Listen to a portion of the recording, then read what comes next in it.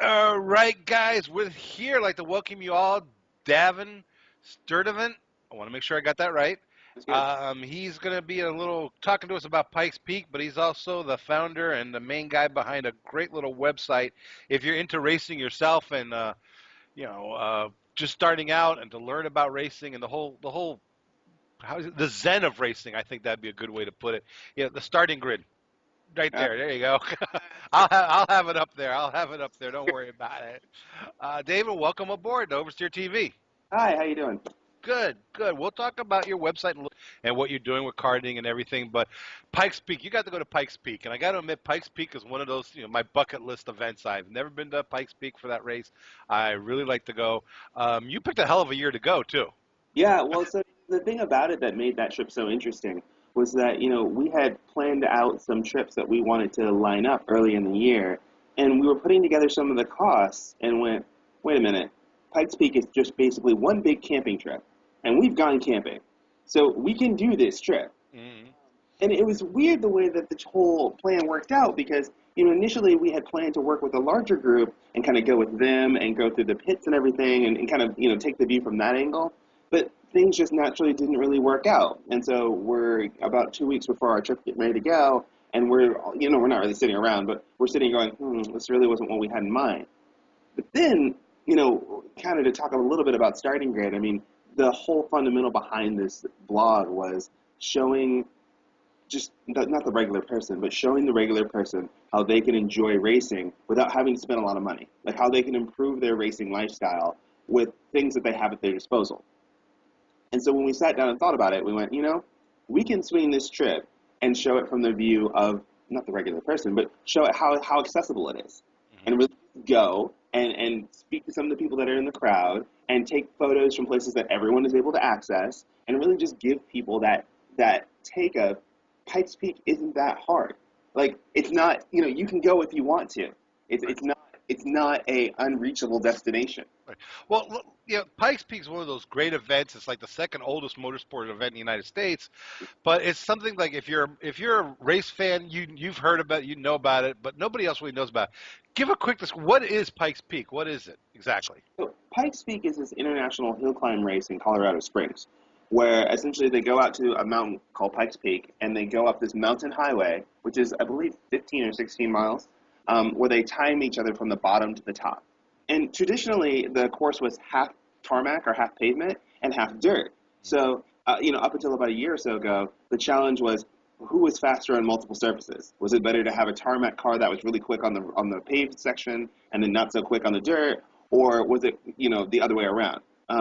But because it's also a public road, they've been paving it over time, and this was one of the first years where the entire course had been fully paved. So now it's one of the largest tarmac rallies in the world, which adds a whole nother variable of excitement, right? Because now you can specialize the cars for one specific terrain or one specific track format, and it's basically who can get up the mountain the fastest. Okay, so let's say you want to go to Pikes Peak.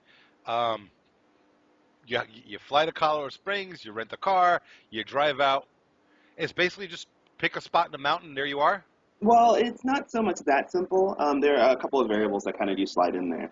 So one of it is the volume of people that are there. There were, I couldn't give you a head count, but there were thousands of people on this mountain. So you kind of have to plan a few things in advance, such as getting your tickets online early. And tickets were relatively expensive. They were $40, I believe, for the race day and like 25 for the practice day.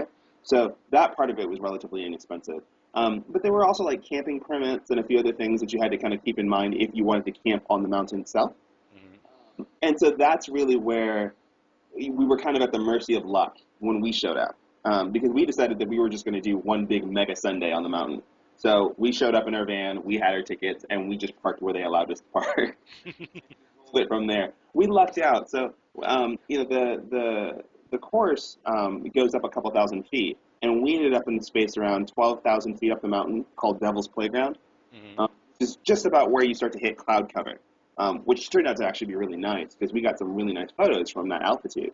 But to slide to your point, you have to take into consideration you're on a mountain really high up. So the weather is a very constant factor. The terrain is a constant factor. You have to bring a lot of layers. You have to bring food because there aren't any like food stands up there. You truly are up and you can't go anywhere. That's the other thing is that they put your car in a parking lot where you're sandwiched in there back to back with like, 4 or 5 rows deep with several hundred cars. So you have to prepare to be there like you're going to be there for the day. You can't just show up like you're going to an amusement park and just leave when you want to.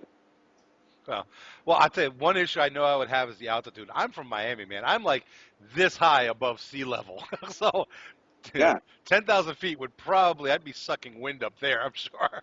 And because we talked to a lot of people who had done it before us, and that's one thing they brought up, is you have to be careful when you are up on the mountain because your body has to acclimate to the altitude. There is a risk of getting altitude sickness when you're up there. So, my group and I, we decided that, normally we're really energetic and we're running around and, kind of being crazy as we're getting stuff done. And we really had to take our time because even when we were going from our campsite to where we were going to take photos, we walked slow, we took deep breaths, we kind of hiked the mountain rather than just trying to rush to get places. Well, I know. Well, one of the big stories of the thing is when you have all the cars, they have a certain amount of horsepower when they leave at the starting line, but when they get to the top, they lose about a third of their horsepower because of the altitude, lack of oxygen, and some of the top drivers, like Sebastian Lowe, who we'll talk about in a second, he was actually breathing oxygen. He had an oxygen supply to be able to breathe up there because when you get to like close to 13 or 14,000 feet, I believe. Change, yeah, that's right, about right. Yeah. That's really high. That's really I would have a hard time at the top. I know I would.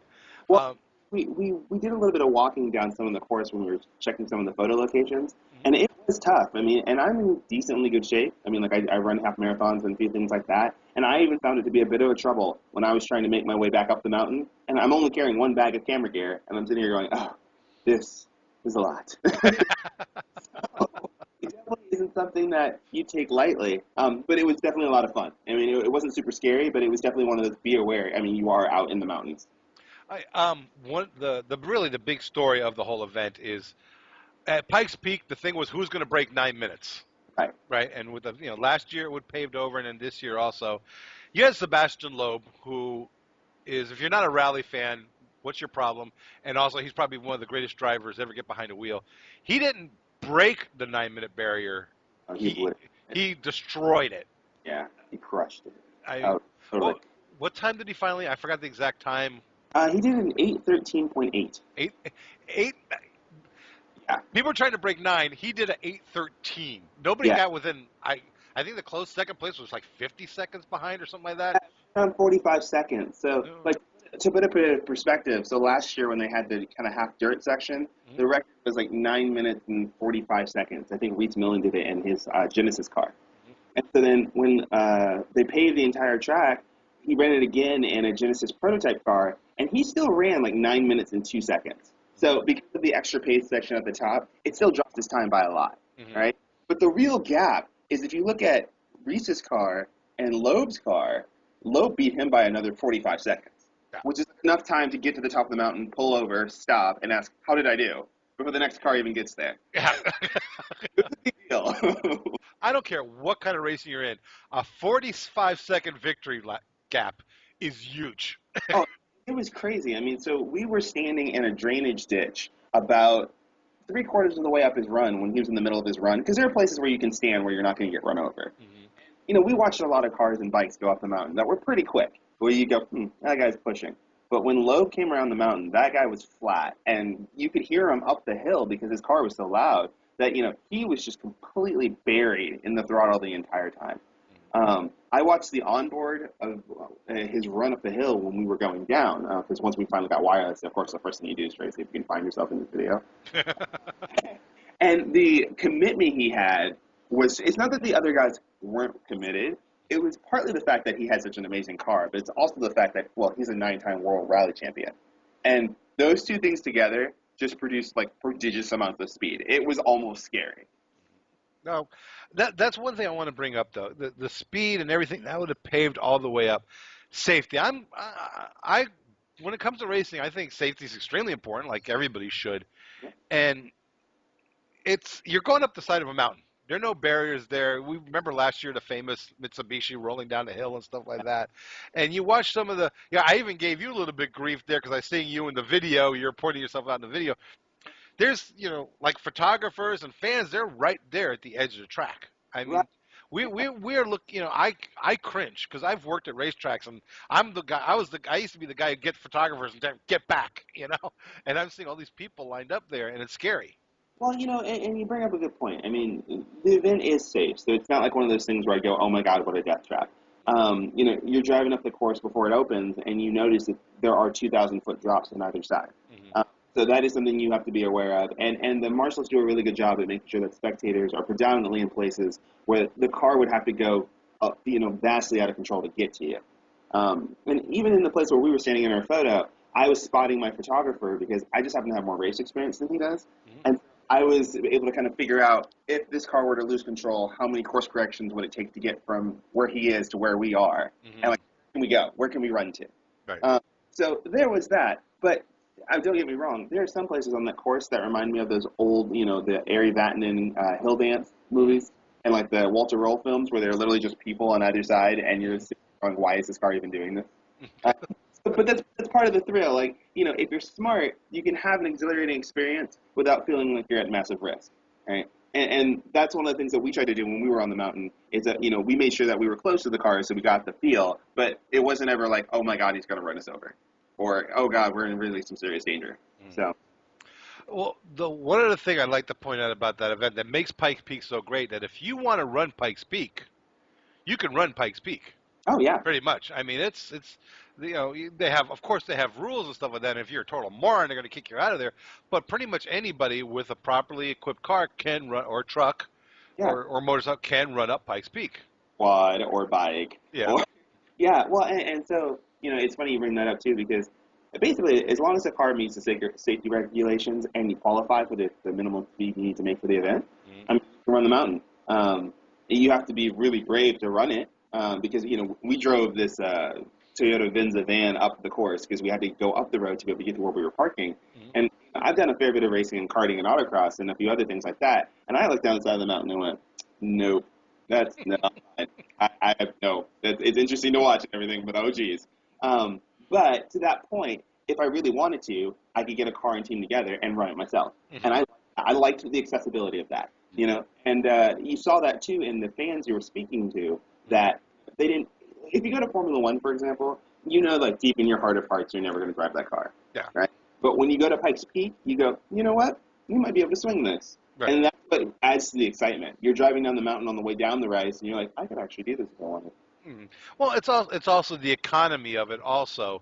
Whereas you can go to an American Le Mans race and you can go race an American Le Mans if you go to school, they do all this. It'll take you a couple of years before you can actually get in there, but it's still going to cost you $500,000. Okay. Pikes Peak, you can pick up a Mitsubishi Evo, throw in a cage, rent the U-Haul trailer, and you can run Pikes Peak.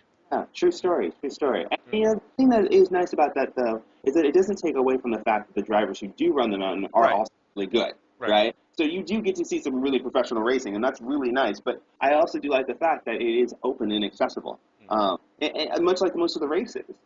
Because to your point, even if you wanted to go see, let's say, an American Le Mans race, or you wanted to go see a Formula One race, even this traveling just to get there as a fan can cost maybe a couple $1,000s depending on where you go. Mm-hmm. Pikes Peak, if you know how to camp and you can plan out ahead, we did the entire trip for less than $600. I mean, not $600 between 3 people. So, I mean, the most expensive part was actually me flying out there just to get to everybody else who was there. We're going to change the subject right now and talk about the starting grid, the startinggrid.org. Okay, what is it? How did it come about? Let's hear the whole story. Sure. So, startinggrid.org is the site for car nerds. We race, we travel, we wrench on stuff. It's just a place where we hang out and talk about the things we love. The common point between all of the writers in the group that, we're a group of about 5 of us that have really gotten together, is that we're all amateur racers. We all work on a small budget. None of us have, big connections yet, and we're still trying to figure out how to do that. But what really got us all together was the fact that we all realized there were small things that we could do to really get more involved in the automotive and racing lifestyle that didn't cost a lot, that really enriched the experience, that was just fun, that we wanted to share with not only our friends but people who are also interested in how do I get into racing, how do I get into car life, like how do I do those things. So most of the articles in Starting Grid have kind of that fundamental basis. How do you do something either at an inexpensive way or in a very highly value-added way that helps to make you better? So we have articles, for example, on driving and driving technique that talk about how do you improve your racecraft without just spending more money on equipment. How do you focus more on developing your mental discipline? Or how do you focus on some of the fundamentals of racecraft, even on a budget level, let's say in a rental car series or an entry-level competition car series that make you a better driver but don't require you to spend a lot of money. So our audience members are normally having more fun while getting more value out of the things that they're doing. I I love your site. I check it out all the time. Startinggrid.org. I'll have it up there. You got a Twitter handle? What is it? Actually, so my Twitter handle is Relaxed Driver, Uh-huh. and it links into all of our other media, so that works out really nicely.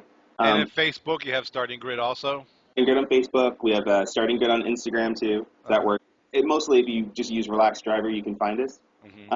The other way you can find us is you can see on our stickers and all over the website, we have our little Colin Samurai, which we nicknamed him Colin Enzo Sotro the Samurai, because we took Colin Chapman and Sotro Honda and Enzo Ferrari and slammed them together. And Okay.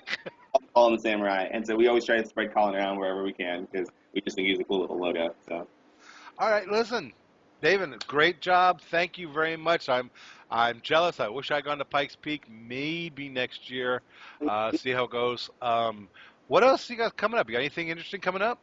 So one of the things we actually do have coming up is we're moving more into competition karting this year. Mm-hmm. And so Starting Grid is actually funding a two-part team with a group called Excel Racing here in the Pacific Northwest. Mm-hmm. And Excel Racing does, they have an exclusive distribution with this company in Italy called Velox. And we've been working together to really fund some kind of entry-level competition series karting and move more into like a world formula. So now Starting Grid is going to actually be able to do some more racing, which will be great. Because karting is one of those series that you can afford to do inexpensively if you know where to start.